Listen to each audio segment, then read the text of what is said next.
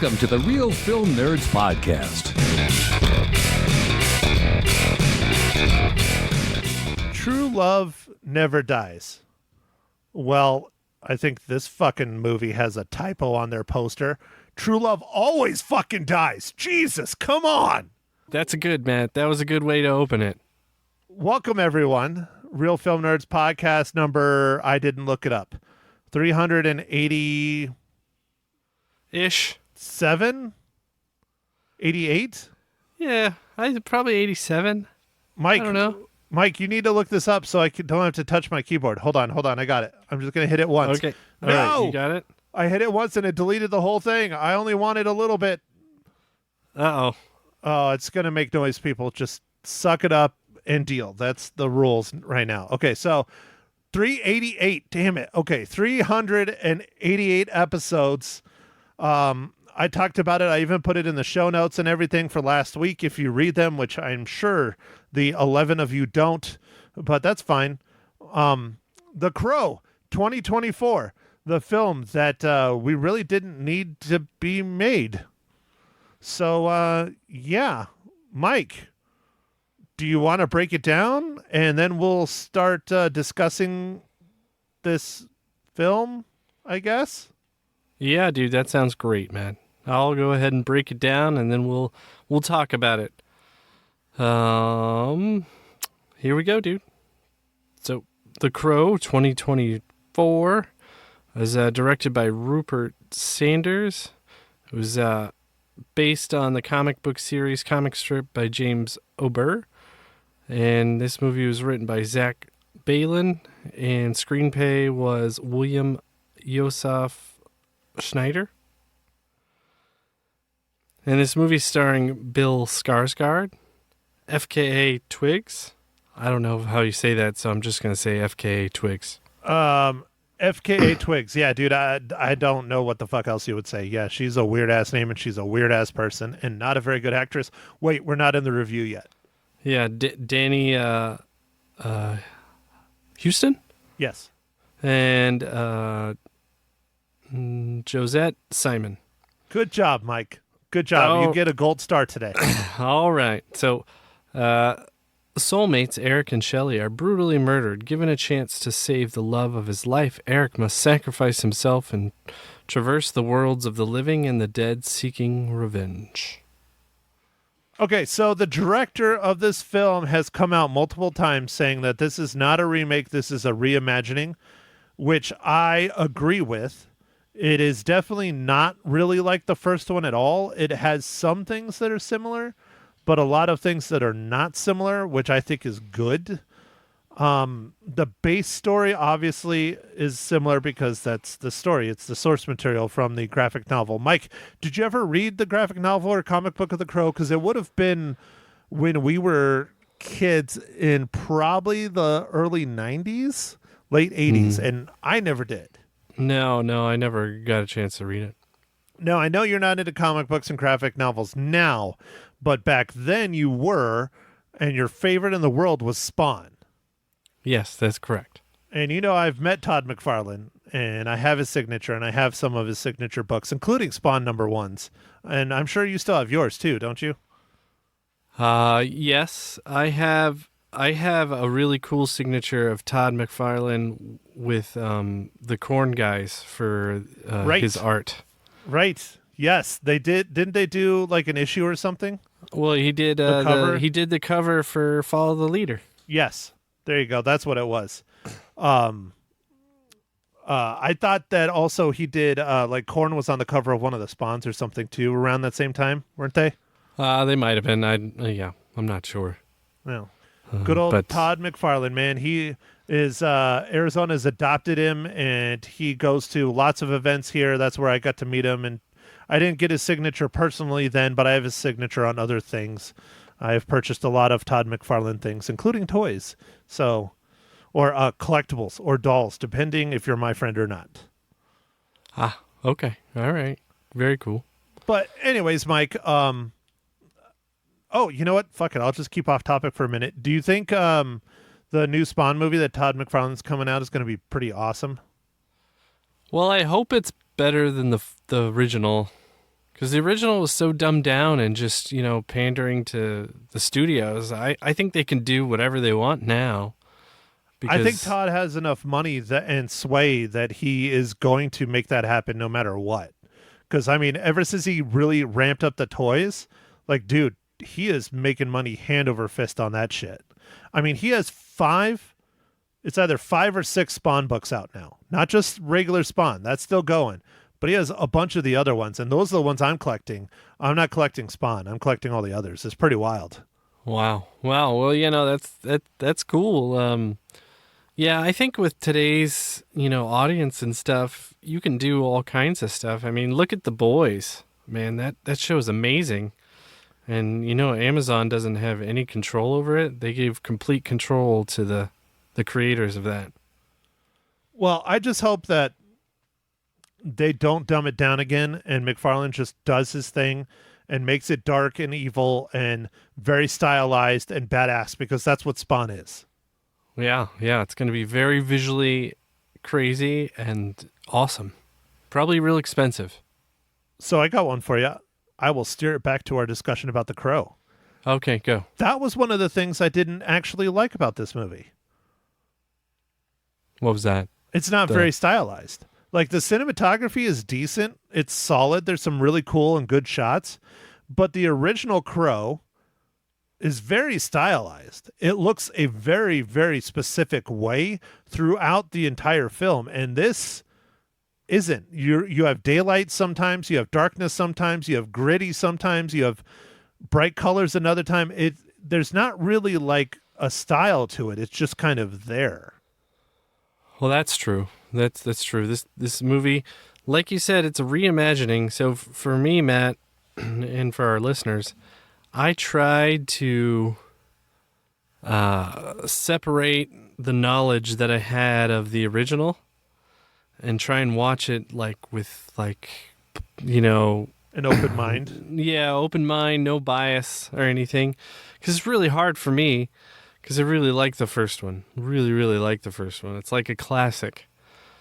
But I tried to watch it with, an open mind and stuff, and yeah, it's not really stylized. It did some stuff different. To me, it was okay. But even as far as revenge movies go, I didn't get the vibe that it was very revengey. It's only I don't know. I like our main character, Skarsgård, Bill.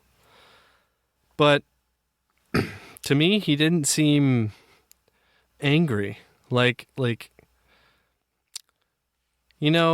How you just said the tagline, "Love never dies" or whatever. He just didn't seem like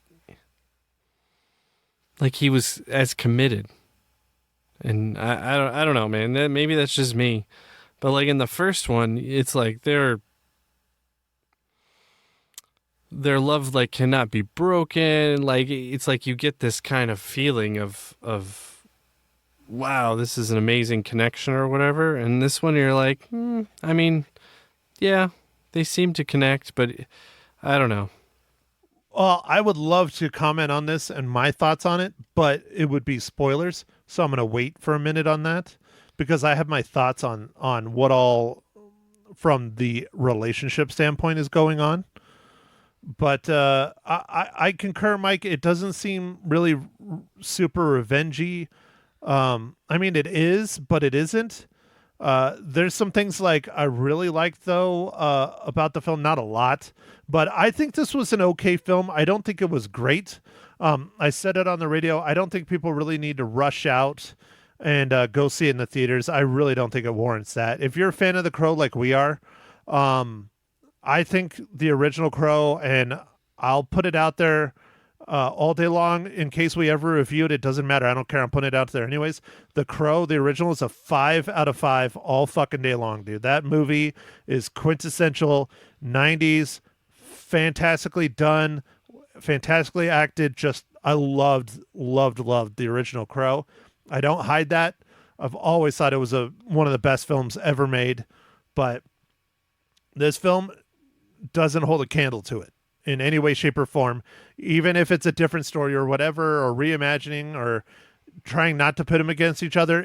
It's just that the other one is still just leaps and bounds. And so why do this other than trying to make money? Which it's not. It's tanking. People are just like, fuck this. Why go and watch this? Yeah, I'm not I'm not sure what the plan was and the reason for making this. And then Matt, I think I've started to figure out a pattern with my movie theater. This is probably not a good thing, but essentially, if there's not a lot of show times of the Thursday opening of the movie, they think it's going to bomb. It's probably a good predictor. Yeah, I didn't have a lot of showtimes for The Crow at Harkins here. I think there was 2 on Thursday. 2 or 3 total for Thursday. I usually get kind of a decent choice because it's in a couple theaters. I got like 5 showtimes I had to choose from, and it was a little bit rough. I had to go a little later than I wanted to, and there was no one there. And then after this weekend has happened, it's like The Crow and another movie that came out, the one with Channing Tatum. What is it? Blink Twice? Blink Twice, yeah. I was curious about that film. It didn't do very well either. No. So it was Wolverine and Deadpool, and then it was number 1, and then the Blake Lively movie, All About Us or something Us. Yeah, that seems like a very tough movie to watch, man. It's about spousal abuse, basically, from what the trailers look like. Oh, yeah. It ends with us. Yeah. No, I heard it's kind of got some controversy about its content. And then Alien Romulus. So those were the top 3. Didn't even crack the top 3, dude. I'm glad Alien Romulus is still doing well. I thought that movie was pretty decent. I thought it was better than The Crow. If our avid listeners know what I rated Alien last week. I liked Alien compared to this. I mean, I didn't hate The Crow. Like, I really don't hate this movie. It's just, it wasn't needed and it's not great. One of the best parts was Bill Skarsgård. I thought he did well, but he didn't have the passion that I've seen in films like It. You know? Yeah, I don't know. I like him as an actor, but I just didn't get the vibe that this was, I don't know. It was not his best film. That's for sure. Yeah. But anyway. Yeah. I'm trying to think of anything else. Like, I like some of the concepts that they did. I don't want to give away too much because it's spoilery, but I do like some of the things that they kind of did a little bit. But it's more with the other character, our big bad guy. Yeah, Danny Huston. Yeah. Mm-hmm. And he always does a good job.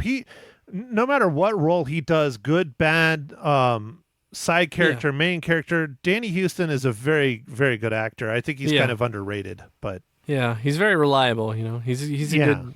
He always character. is consistent. He does a good performance. Yeah. So, anyway, I liked what they did with his character. I thought it was kind of cool.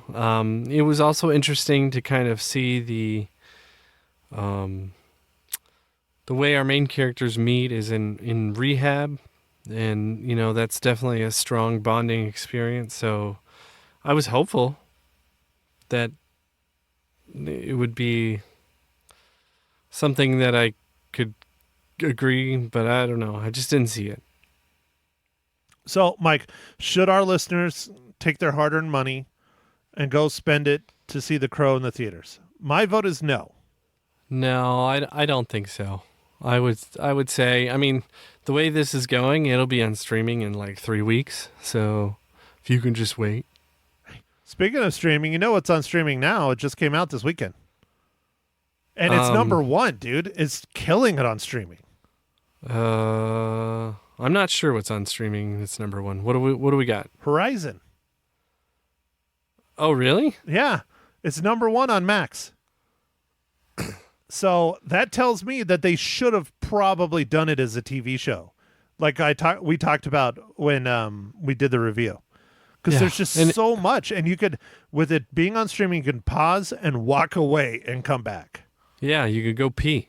Yeah. Because, it's so much. And then I wish it kind of explained stuff in the timeline, but that's great. If it's doing well on streaming, maybe there's hope for the second one to actually make it out. I think they're probably going to put it on streaming, and I'm okay with that. And I think if they dump it on streaming and don't put it in the theaters, we still got to sit down and review it, because I like a good Western. I'm not going to say Horizon was a good Western. I'm not going to say it was a bad Western. It was just okay. But it has, it's epic, dude. It is epic. But we talked about that in that podcast. Real Film Nerds episode number 300 and something. Yeah, there you go. Perfect. Yeah. It's epic, but geez. Whew. So, anyway, Matt, what are you drinking with your fine motions over on the other side there? Well, Mike, thank you for asking. I'm kicking back a good old-fashioned, delicious Shiner Bock. Ooh, nice. Changing it up, dude. Get some of that fall kind of, like Shiner Bock. I know it's like all year, but it's getting close to like an Oktoberfest. Don't they have an Oktoberfest, Shiner? I don't know. I have not run across one, but I need to get myself some Oktoberfest, Mike. I just need to drink the other things in the fridge first and make some room. Yeah, dude, Oktoberfest, it's pumpkins in the air. My local Starbucks has started selling the PSL. Oh, dude, that was across the country. We talked about that on the radio last week. Yeah, it was like Thursday or Wednesday or something. It was nationwide. Yeah, no. So it's hit. I tried to get some. They were out. Did you get the pumpkin spice latte toothpaste? No, but if there is PSL toothpaste, I would gladly try it. I think you should hunt it down and find it. I bet you someone makes it, because there's been PSL Oreos, PSL lip balm, PSL fucking everything, dude. It's a nightmare. I have eaten Aldi. I'll bring them up again. They have all kinds of pumpkin flavored stuff around this time of year. And I tried all kinds of weird things, man. I think it had pumpkin chips. I had all kinds of weird pumpkin flavored stuff, dude. I'm I don't even know if I should eat this, but I'm going to try it anyway. Dude, you love your pumpkins, man. You just love them. So, speaking of that, are we getting a pumpkin ale today, Mike, or are you still drinking Oktoberfest? No, I'm still drinking the Oktoberfest, man. But all right. I'm going to keep my eye out for the pumpkins. Are you going to keep consistent? Because, October is not that far away, which means Harvest Horror Fest, Mike, and you got to have a different pumpkin ale every week for that. Okay. All right. I think I can swing that. I got to see. I'll stock up probably. I'll probably stock up this weekend for October, so there's something left, because by the time October rolls around, it'll be the winter beers. Yeah, they're all gone. Yeah. I think the more important question is, Mike, have you started figuring out what films? Because for those of you who do not know, this is when I really let Mike kind of just take over. He does the introductions. He runs the show. It's really nice. I still do all the real heavy lifting, but he does more talking, and he does the movie picking, and it's just a month of horror. Yeah. We identified some. I might hit some of the ones up from the summer that were real acclaimed. There's a few things coming out during Halloween this year, of course. We got Smile 2, and I don't know. There's quite a few horror movies. I never saw the first Smile, so I'd be wasted on that one. Okay. And then there's Heretic with oh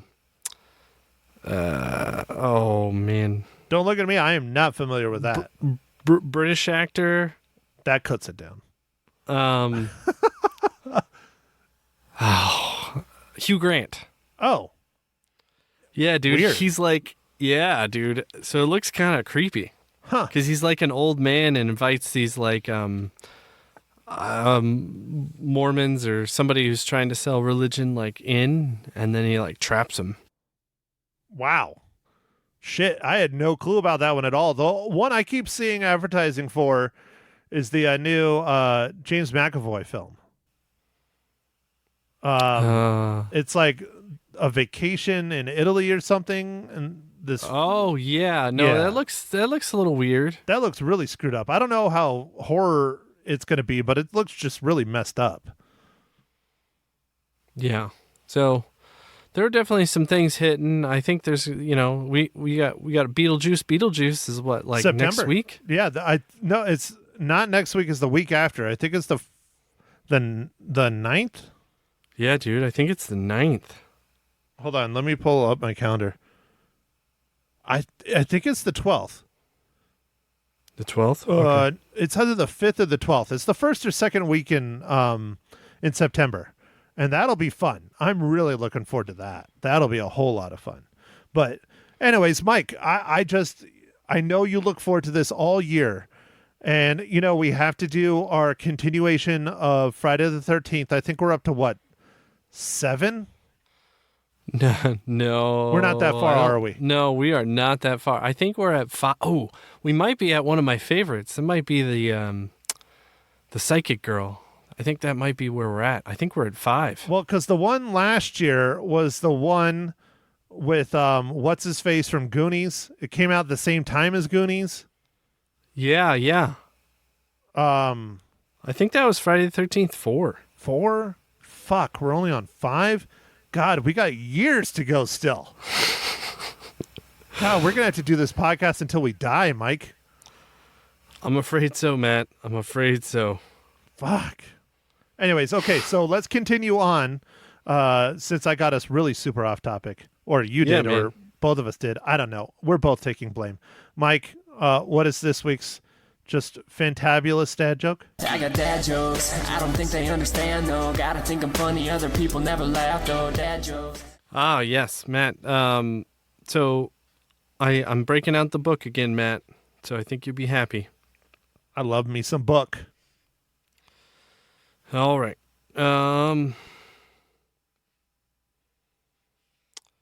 My landlord. Oh no, that's never mind. What's the worst drink for a soccer player? Scotch? Penalty. Yeah, God, that's bad. That's so bad. I love me some book. Yeah. All right. Well, I don't know how hard this next one is. It might be hard. It might not. I don't know. I didn't look. But Mike, how does The Crow 2024 relate to the Marvel Cinematic Universe?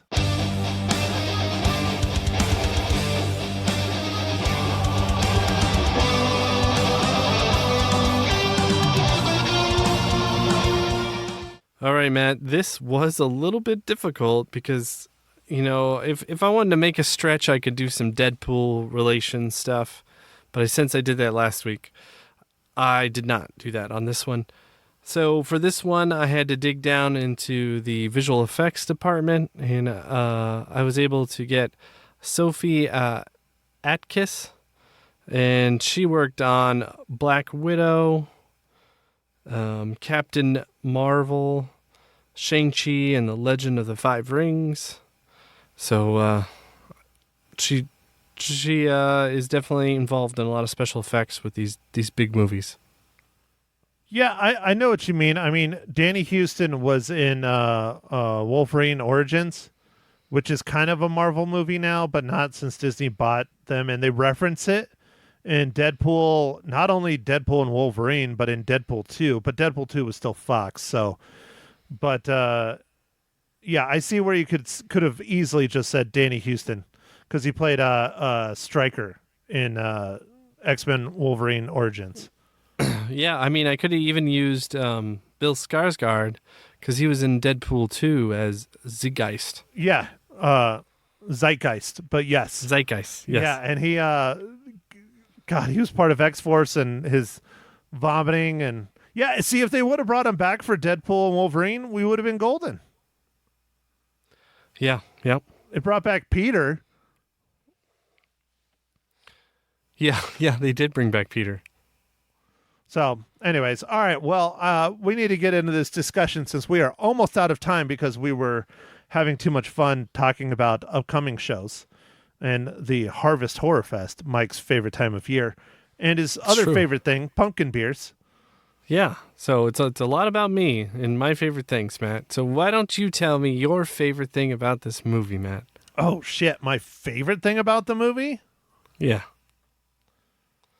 Okay. All right. I think this is probably my favorite thing.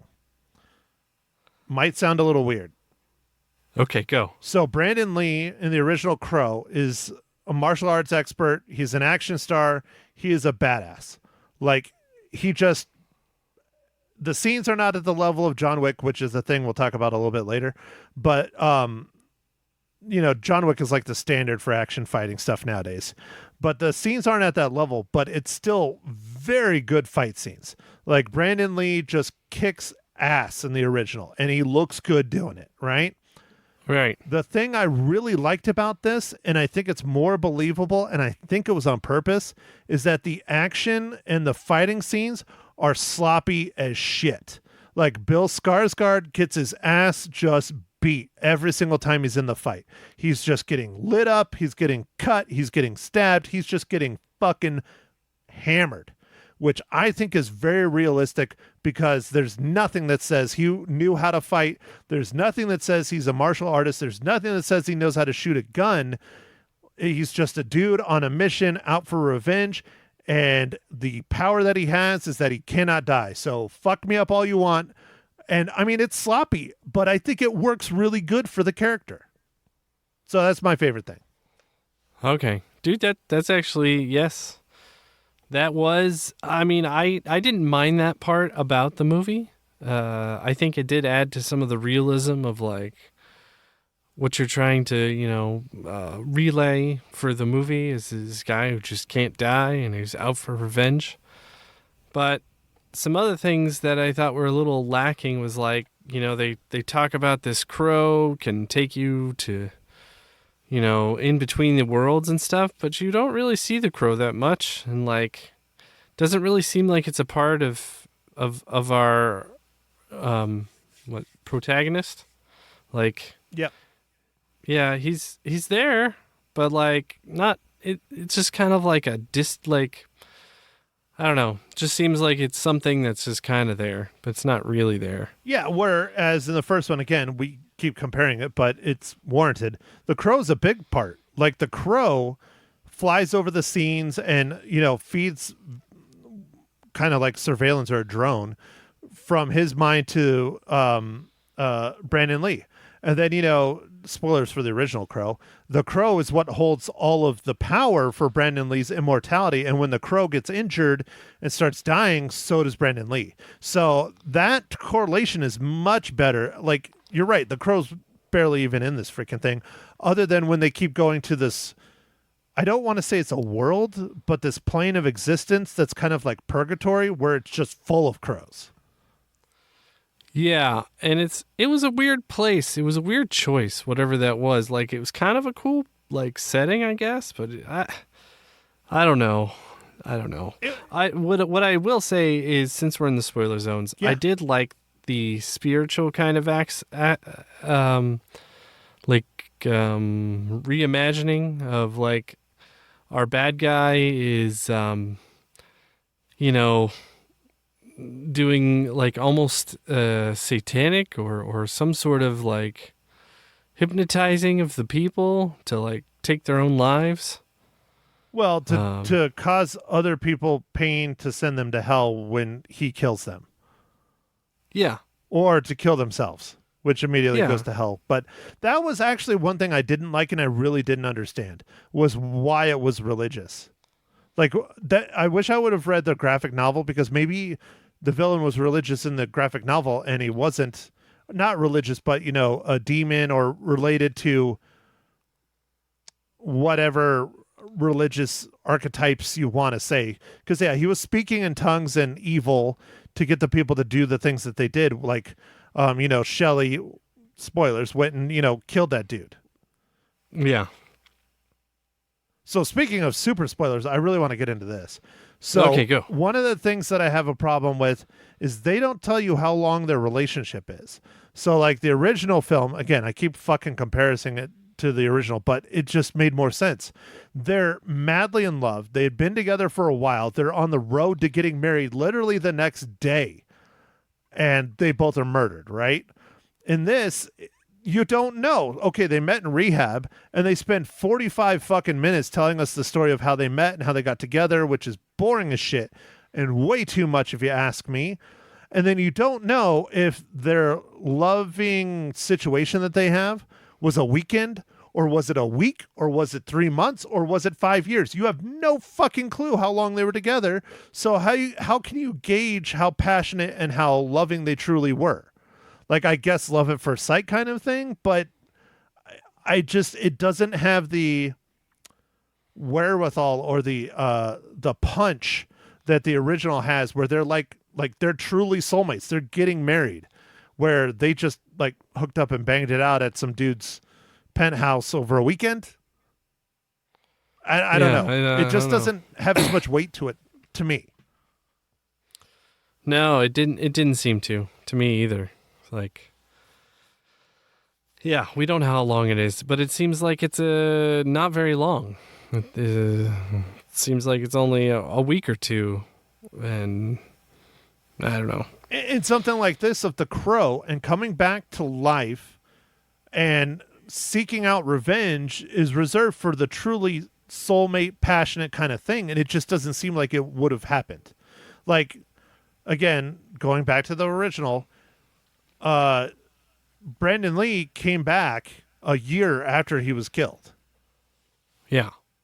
We don't even know if that's what happened in this. I don't think so. It seems like he came back almost instantaneously. Yeah, we don't know really.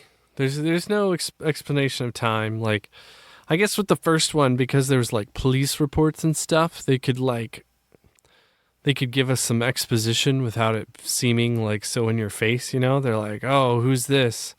Oh, well, they were about to get married, and like they kind of give you some backstory without giving you like in your face, like or having you read it, Well, and that's the other way that they told the story too. In that one, you start out with a bang of them being murdered. Like, it's not their love story. It's not the buildup. You start out, they're murdered. And then they fill in the pieces with flashbacks and police reports and friends and family and everything talking about them throughout the film, which I think stylistically was a better choice. Yeah. Yeah, you're right. The romance in this, I was like, what are we doing here? I was like, it's fine, I guess. Like, this movie was just okay. Yeah. Like, it's not great, but it's not terrible. It's just okay. But does it stand next to the other Crow movie? No, not really at all. No. And like the soundtrack, meh. I thought the soundtrack, people keep talking about the soundtrack on this and how it's like really well put together and electronic and all this stuff, and it's going to go down and famous like the original soundtrack. No, dude, it doesn't, not at all. Not compared to the original soundtrack. No way. Yeah. Do you think sorry to interrupt again, but do you think part of the reason why the love between the two main characters doesn't hit as hard because there's not as much chemistry between them as people? I don't know. Maybe. Because FK Twigs is a weird person. Like, she's just weird. If you've seen any of the interviews or pictures of her not for the film, she's a weird person. And maybe Bill Skarsgård is like, I don't know. Okay. I'm just trying to help this movie and figure out what the fuck. Yeah, I don't know. I mean, obviously that could be an issue. Not every lead in the movie is going to be like romantic, they're going to have that chemistry. So, well, I don't think I have too much else. Like, some of the stuff I miss from the original, like I would have liked to see in this, but they didn't have to. It's also just very stylized. Was like the symbol of the crow that shows up everywhere. Oh yeah, yeah. Where Eric Draven keeps putting it like on his crime scenes. Yeah, kind of like Batman. Yeah, yeah, yeah. Like the lighting up of the fire and stuff. Like, dude, it's so like visually awesome. Yeah. So. Yeah, he's more of a superhero or supervillain or anti-hero. Yeah. It felt more graphic novel-y for sure. Yeah, no, it did. It was, so. What else, Mike? And it was, come on, super dark the whole time. The original. I think it's raining and dark the whole entire movie. It's raining and it's nighttime. So I'll bring it up. After I watched this on Thursday, on Friday I went and bought the original Crow on my preferred streaming service to purchase, and it was on sale, $8 in 4K. So I bought it and nice. I rewatched it, and that's why I remember so much of the original, because I just watched it on Friday, and it's so much better. It just is. I'm sorry, it is.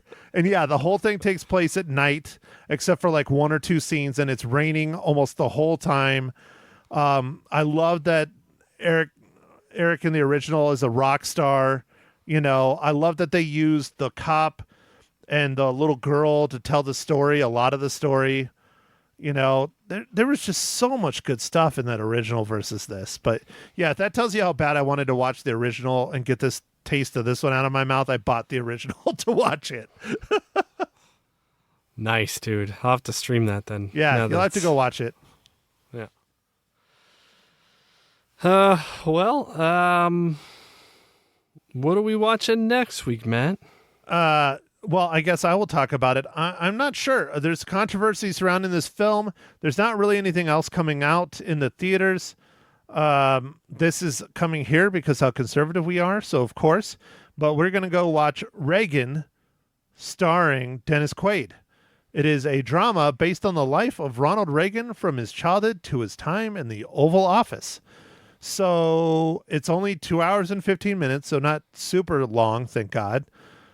But I don't know, dude. I don't know what to think about this. I haven't even seen a trailer for it. So we're going to the theaters. All right, dude. Let's go watch some Ronald Reagan. Why not? Election season. Might as well. Yeah. Let's go see an actor play an actor.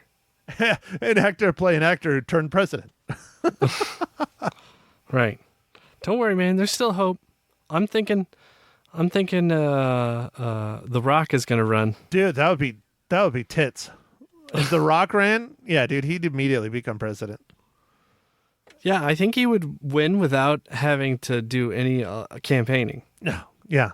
They'd be like, Dwayne The Rock Johnson. Oh, hell yeah. Check. He's like our friend Camacho, Mountain Dew, Alejandro. Yeah, that's another movie one day we will get to. I fucking love Idiocracy. That movie is so funny. Dude, it is. Ugh. It's so good. It's so good in how almost terrible it is because of the foretelling of the future and how real it's becoming, dude. And we're now living it. Yeah, we are now living it. I'm waiting for the great trash avalanches. And out my balls. Oh, ouch, classic. My balls. Yeah, God. I'd probably watch that. If there was like a half-hour long show, I'd probably watch that. Yeah.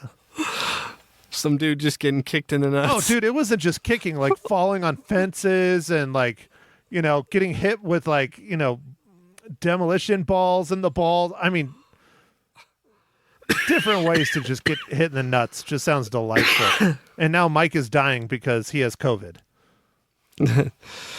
Well, I think, It's not COVID, right? No, it's not COVID. Okay. All right. We're just concerned about you, Mike. No, man, I've already had COVID once at least. So this year?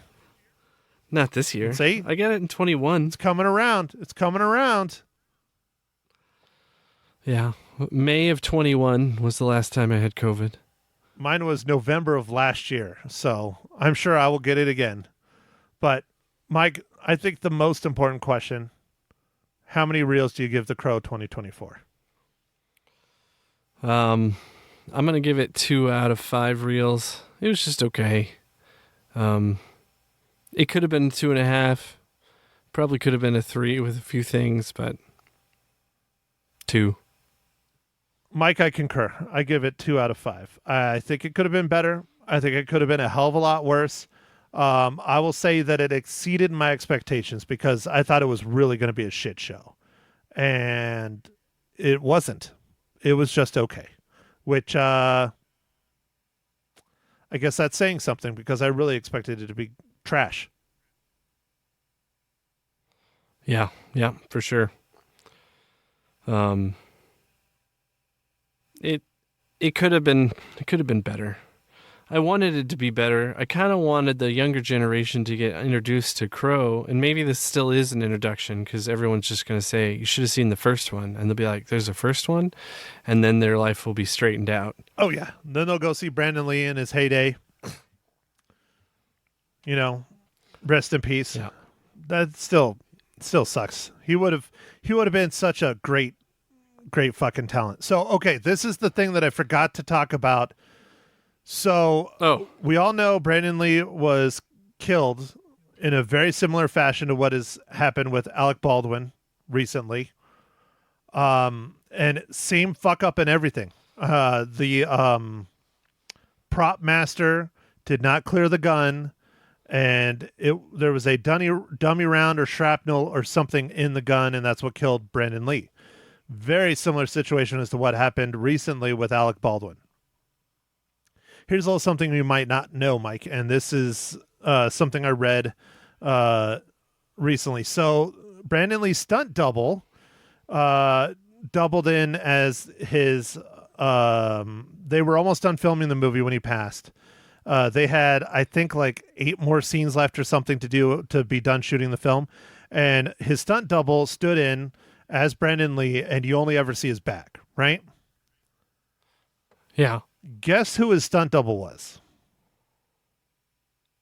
I'm not sure. Oh, he's pretty famous now. He's the guy that directed all the John Wick films.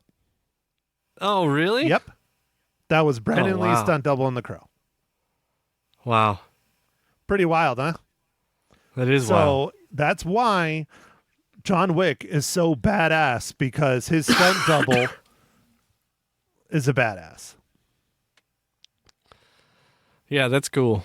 That's cool. So he was learning his craft to master it for what was given to us with John Wick. Yeah. I totally said that probably wrong, but you caught me off guard shoving whatever the fuck that was in your mouth, trying not to cough, and it didn't work. I was just trying to dampen the cough. Well, I mean, Mike, did you have to use a fleshlight? Sometimes you do. You got to get it in there, you know? You got to get it in there. I hope you washed it before you put it in your mouth. Well, I guess time will tell. If Mike's pregnant next week, we know he impregnated himself. That's terrible. I'm going to stop now. Mike, all right. Do your thing. Okay. Well, thanks for listening, everybody. And make sure to catch us on Facebook, Instagram, Twitter, X, whatever it's called. And go out there, see a movie.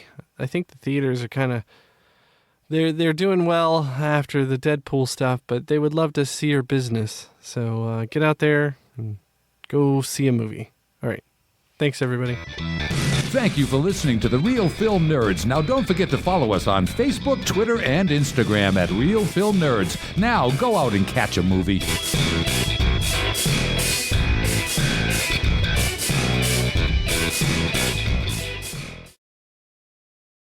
Welcome, everyone. It's Ma Hinshaw Loses Her Cookies, episode 78. The Crow, 2024. Hi, Matt. How's it going? Living the dream, mother.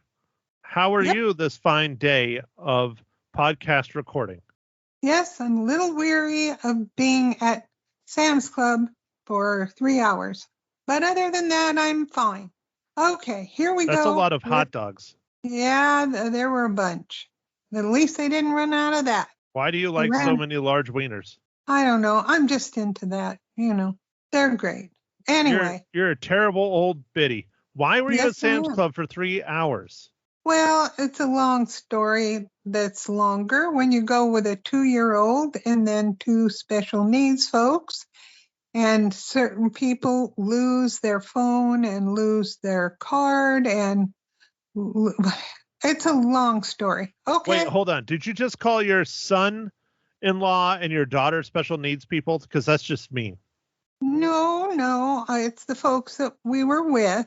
I don't count Janice, though. She's just a nutty 2-year-old, which was probably the worst thing, chasing her around. Oh, my goodness. Ugh. Anyway, I'm pooped. And then I had my cart on the side, but I couldn't get in the cart yet because Heather wasn't there and she had the card. We didn't. And somebody tried to take my cart. But I was very nice. I didn't yell at them too bad or punch them. So there you go. So you got in a fight at Sam's Club? Was it with another old biddy? Did you hit him with your cane? No. Oh, come on. It was a young man. And when I told him, I said, look, I'm waiting. I'm going to use this. This is my car. And he goes, oh, okay. And he gets up and he runs into Sam's Club.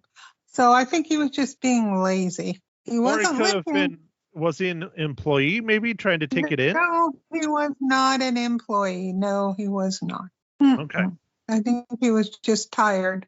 Anyway, yeah, that was my exciting afternoon, evening, whatever. So, The Crow, I watched it. I liked the cinematography. I loved all the crows flying around and around in different areas where he was, and I can't even think of his name now. Well, that's great. Anyway. Eric. But was Eric, the character's name. Okay. Yeah, right. The beginning kind of was kind of shocking with the horse.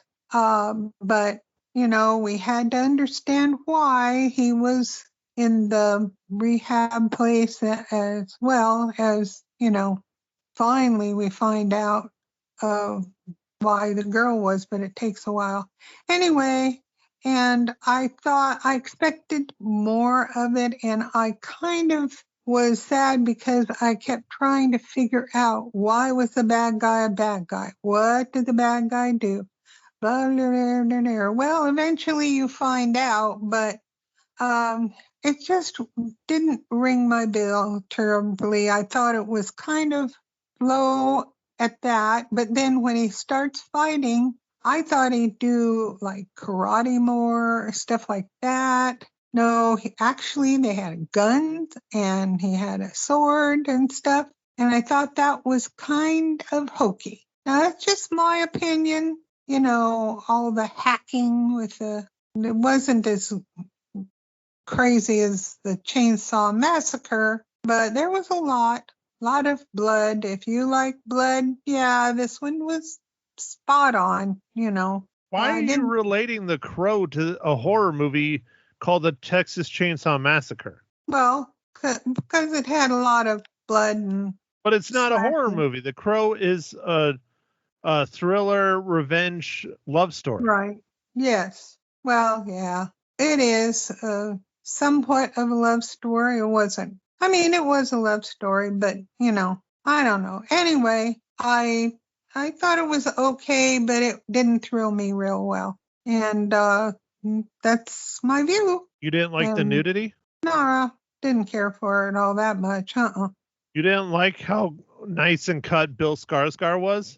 No. You didn't like the soundtrack?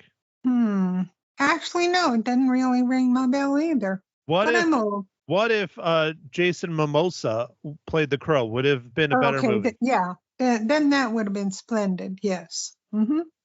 Does Jason Momoa even need to know how to act for you to give it a high rating? No, I'd give him a 5 no matter what. I would, but that's okay.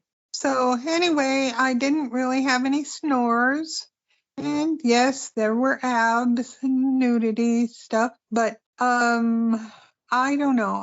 The plot was okay, but it wasn't. I mean, how do I put this? It would have been fine if I hadn't watched the first Crow, but the first Crow was really awesome. This one, not so. So anyway, that's my view, and I'm sticking to it. Why Okay? are you saying that? You've said that like 3 times. Did I? Oh, I don't know. Want me to say it a fourth? You do you, Ma. Whatever you want to do. I'm doing me all right tonight. Anyway, yeah. So I wouldn't really run out to see it, but some people would really like it, I guess. But I thought the acting wasn't that great, and some of it I don't know. I thought some of the slashings and stuff were kind of. I mean, if you cut people's heads off, yeah, they're gonna bleed. I really think they're gonna bleed, and I really. And they did. There was a lot of blood in this movie. Yeah, but well, I'm not going to go into it. But yeah, there was You a lot already of did. You blood. just spoiled it. You said he cut people's heads off. Okay, cut other things off too. I'm not going to tell What them other everything. things? Are you talking I'm not about going to say the genitals? appendages. I didn't see him cut anyone's genitals off. Arms. Oh, well, yeah. There you go. Okay, that's all I meant. But anyway, so that's it. I mean, I would not run out and go see it myself. I just it wasn't all that great. I really expected more, and then kind of at the end, I expected a different ending, sort of. But anyway, yeah, it was still had romance in it, and yeah, that's all. Okay. Okay, well then, how many blood-soaked cookies do you give The Crow 2024? I give it 2.5 dripping cookies. There you go. Dripping cookies? Now, are they dripping blood or are they dripping icing? They're dripping sprinkles? blood. I don't make cookies that drip.